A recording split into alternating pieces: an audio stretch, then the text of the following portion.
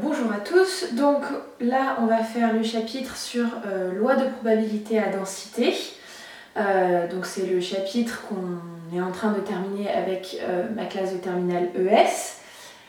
Donc, pour commencer, on va juste faire un petit rappel sur la loi binomiale. Donc une loi binomiale, c'est quand on a une expérience, une épreuve de Bernoulli, donc une expérience aléatoire, qu'on peut répéter n fois de manière identique à chaque fois. Donc on connaît au préalable toutes les issues, c'est juste qu'on ne sait pas laquelle va sortir de l'expérience. Et surtout, on s'intéresse à un succès et les autres issues sont des échecs. D'accord ? Donc,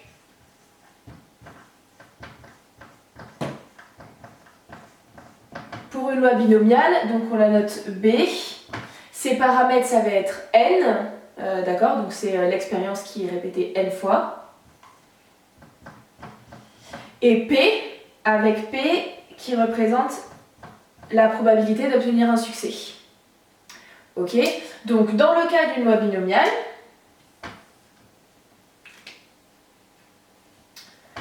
les formules à apprendre par cœur, les formules qu'il faut retenir, c'est la probabilité d'obtenir K succès.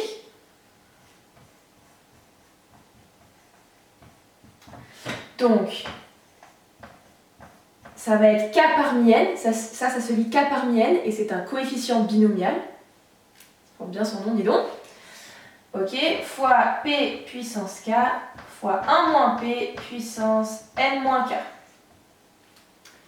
D'accord? Ça, c'est une formule importante à retenir. Les deux autres formules qui vont être importantes, je vais vous donner la formule de l'espérance et la formule de la variance. Hop! L'espérance, c'est NP. Et la variance, je ne sais pas si ça va rentrer, je vais vous l'écrire dessous, je pense. Hop! La variance, c'est N fois P fois 1 moins P. Voilà, donc ça, c'est les formules qui vont vous être utiles dans le cas d'une loi binomiale. Alors, très souvent, la loi binomiale, dans les exercices que vous allez retrouver, on va vous dire qu'on peut l'approcher par une loi normale. Et pour comprendre les lois normales, il va falloir commencer à faire des lois à densité, des lois de probabilité à densité. Donc une loi à densité, ça veut dire que vous allez utiliser une fonction. En fait, vous allez commencer enfin à faire le lien entre le chapitre sur les probabilités et les chapitres sur les fonctions et notamment sur les intégrales, donc chapitre qu'on a fait précédemment. Donc je vais vous montrer tout ça. Alors, je regarde toujours mes notes en bas, hein. C'est pour ça que je regarde en bas. Alors, donc, loi à densité. Alors, on va dire que X suit une loi à densité F si... Alors...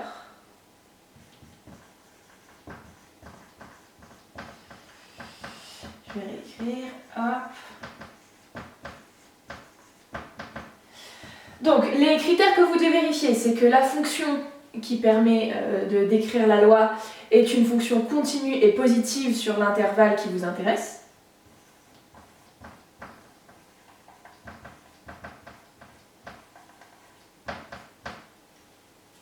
D'accord? Ensuite, la probabilité que X se trouve entre A et B avec, bien entendu, A et B qui appartiennent à I, ça va être l'intégrale, d'où le lien avec le chapitre précédent, entre A et B,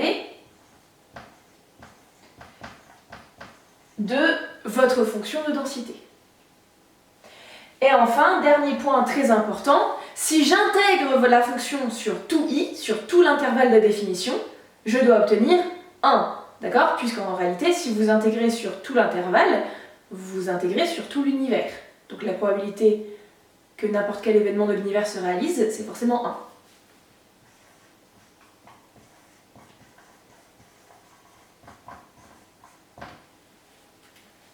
Voilà, donc ça c'est les points importants à savoir Et notamment, souvent quand on va vous donner un exercice dans ce chapitre qui concerne une loi à densité f, quand on vous donne une fonction f et qu'on vous demande est-ce que ça peut être une fonction de densité, ce qu'il faut vérifier c'est qu'elle soit positive, continue, très souvent elle va forcément l'être, mais vous devez quand même le préciser, donc continue, positive sur i on vous le donnera dans l'énoncé, et que l'intégrale sur i de la fonction qu'on vous donne fasse bien 1, d'accord? Ça c'est les deux conditions pour que f soit effectivement une loi de densité, enfin une densité, en fait une fonction de densité. Ensuite, maintenant que vous avez votre fonction de densité, vous pouvez calculer la probabilité que x appartienne à l'intervalle AB en utilisant cette formule.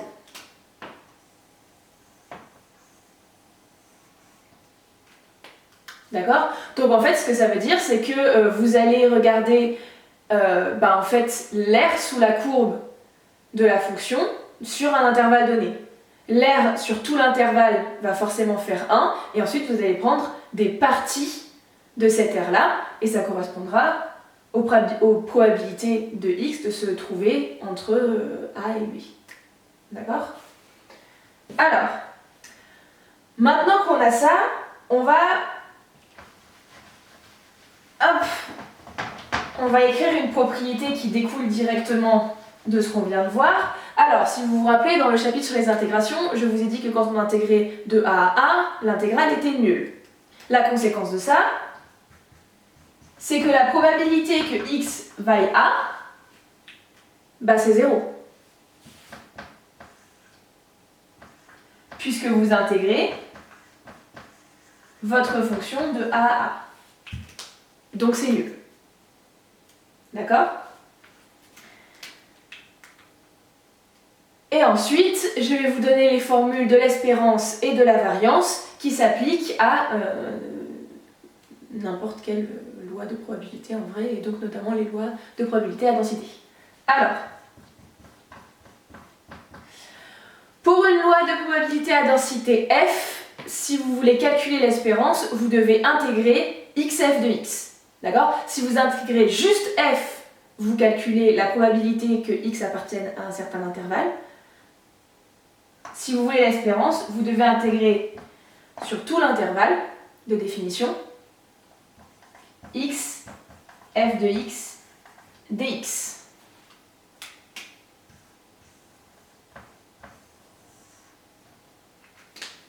Et l'expression de la variance, qui elle est générale, c'est l'espérance, non pas de x, mais de x.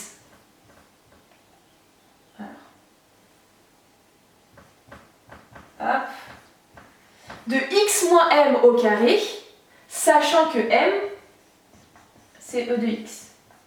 M étant la moyenne. D'accord? Du coup, m c'est l'espérance, c'est aussi la moyenne.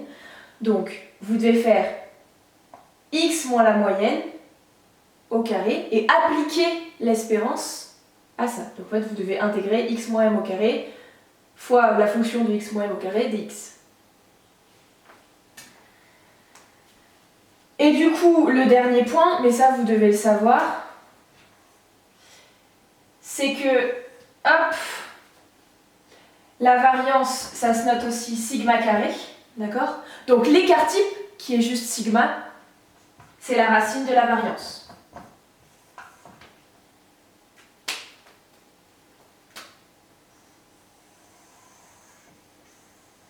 Donc ça c'est important. Et ça c'est important. J'espère que vous y voyez encore quelque chose. Donc, alors, ces formules-là, il faut les apprendre par cœur. Ça va peut-être arriver qu'on va vous demander justement de trouver l'espérance en vous donnant une fonction de densité. Et dans ce cas-là, il faudra encore une fois intégrer xf de x sur tout l'ensemble de définitions de f.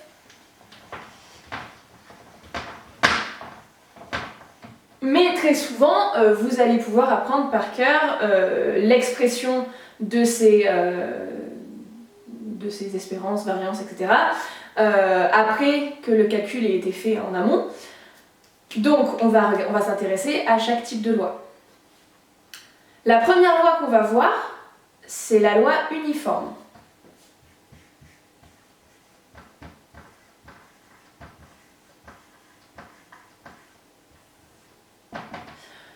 Si x suit une loi uniforme, alors sa fonction est une constante. Sa fonction de densité est une constante, pas n'importe laquelle. Alors, on va dire qu'on suit une loi uniforme sur l'intervalle AB. D'accord? Votre fonction de densité, c'est 1 sur B-A. Ok? Ensuite, la probabilité que x appartienne à alpha bêta étant un intervalle inclus dans l'intervalle AB,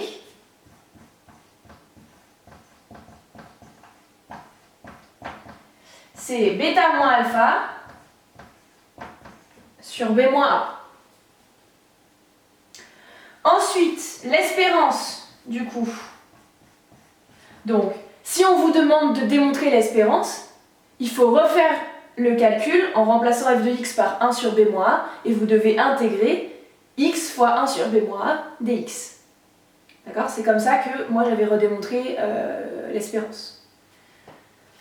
Du coup, après le calcul, la formule que vous pouvez apprendre par cœur, c'est que l'espérance dans le cadre d'une loi uniforme, c'est a plus b sur 2. Et pareil, je vous donne la toute dernière formule qui normalement aussi se remonte en faisant le calcul de l'intégrale, mais là je vous donne directement le résultat. La variance dans le cas d'une loi uniforme, c'est b moins a au carré sur 12. Donc tout ça, c'est à apprendre par cœur.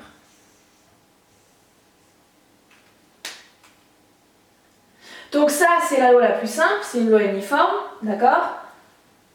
Les formules sont à appliquer quand on vous donne un exercice qui concerne une loi uniforme. Si elles sont à redémontrer, vous devez repasser par les formules plus générales qu'on a vues précédemment. Maintenant qu'on a vu la loi uniforme, on va corser un petit peu et on va voir ce qui se passe quand on a une loi normée réduite centrée. Une loi normale, pardon. Alors, la loi normale réduite centrée. Hop. Alors, je vais vous donner la fonction de densité qui correspond aux lois normales, et là en particulier aux lois normales réduites centrées, mais sachez que vous ne manipulerez pas cette fonction. D'accord? On peut vous demander de la recracher par cœur, mais on ne vous demandera jamais d'intégrer ça, parce que vous ne savez pas faire à votre niveau. Ok?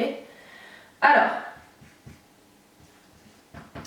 donc commençons par la loi normale réduite centrée. Comment on note ça? On note ça n, pour loi normale, 0, 1. D'accord? Dans ce cas, l'espérance vaut 0 et la variance vaut 1.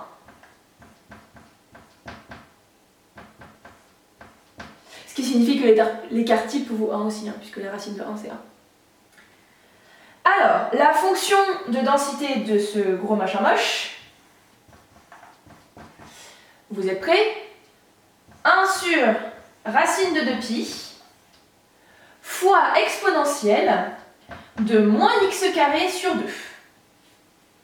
Que c'est joli. D'accord? D'où le fait qu'on ne vous demandera jamais d'intégrer ça. Hein? Parce que pour pouvoir intégrer une exponentielle de u, normalement vous devez avoir du u' devant. U', ce serait x. X, vous ne l'avez pas ici. Ce que vous sauriez faire par contre, c'est faire l'espérance. Parce que vous auriez x f de x, le x devant, il vous aiderait à calculer l'intégrale. Donc c'est le seul calcul probable que potentiellement on pourrait vous demander à votre niveau.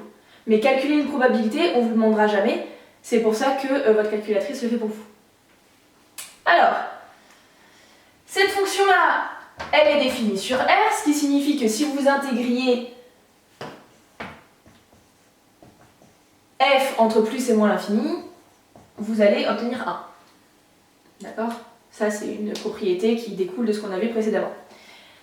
Alors, à quoi ça ressemble? Les lois normales, elles ont une courbe représentative, enfin leurs fonctions de densité ont une courbe représentative qu'on appelle une gaussienne.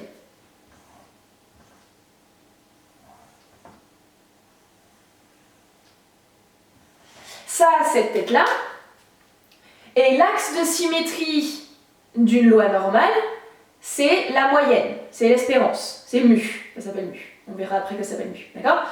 Ici, comme l'espérance est nulle, votre axe de symétrie, c'est tout simplement l'axe des ordonnées, d'accord? Et la petite propriété qui peut vous aider, qu'il faut apprendre par cœur, c'est que la probabilité pour que x appartienne à l'intervalle moins 1,96, 1,96, ça fait environ 0,95. D'accord? Donc, ce serait à peu près là. Toute cette aire-là représente 95% de l'aire totale. Alors, maintenant qu'on a vu la loi normale réduite centrée, autant voir la loi normale tout court.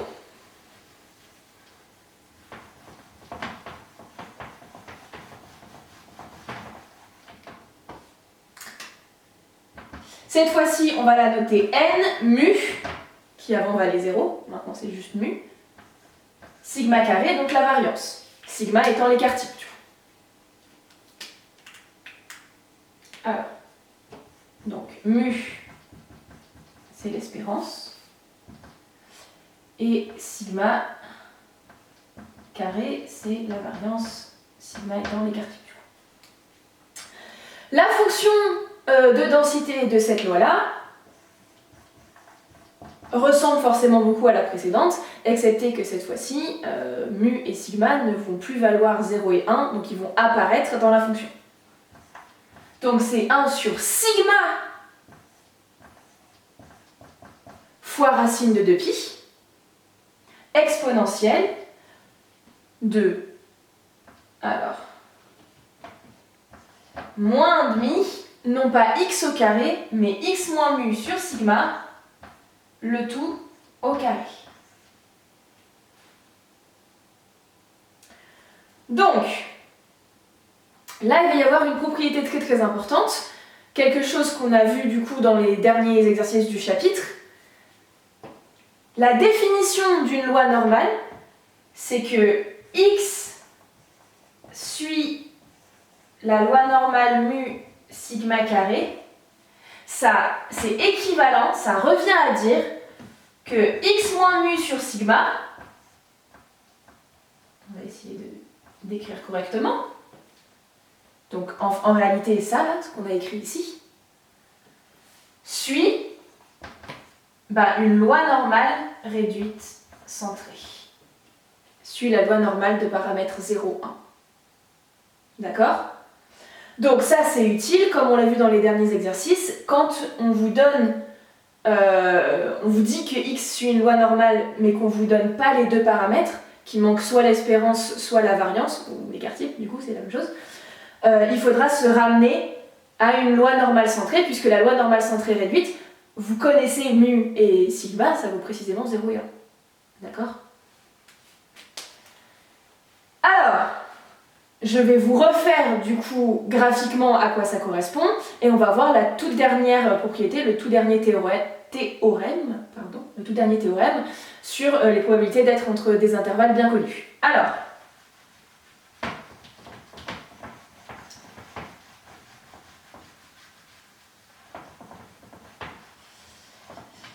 pareil, c'est une gaussienne.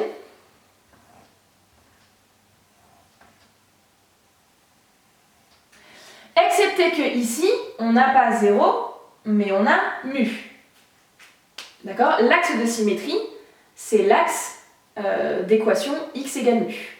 C'est la droite verticale d'équation x égale mu. Alors, ce qu'il faut savoir du coup,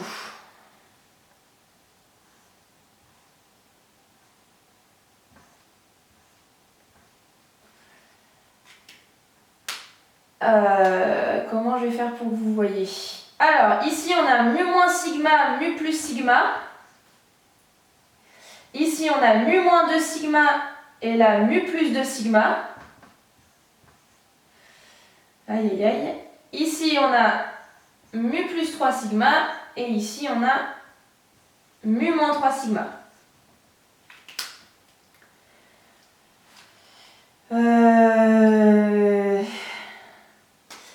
Je vais essayer d'utiliser des couleurs différentes et d'expliquer à l'oral. Si jamais on ne voit plus rien à la fin, je ne suis pas responsable. Alors,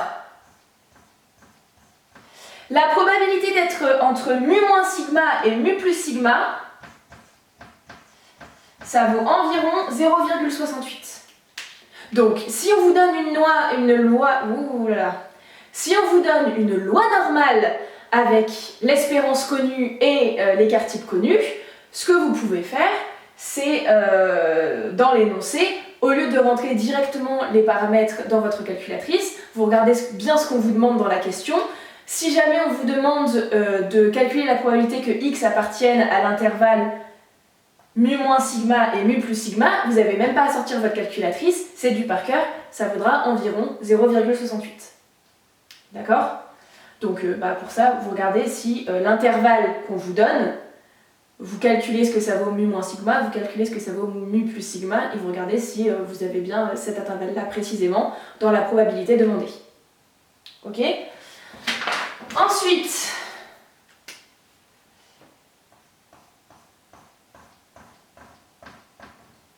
cette probabilité-là, ça correspond à la probabilité d'être entre mu moins 2 sigma et mu plus 2 sigma. Cette probabilité-là fait environ 0,95.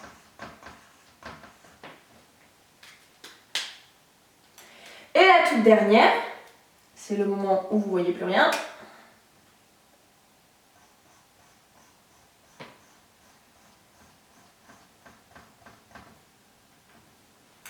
Donc ça, c'est la probabilité d'être entre mu moins 3 sigma et mu plus 3 sigma. Cette probabilité-là vaut environ 0,977.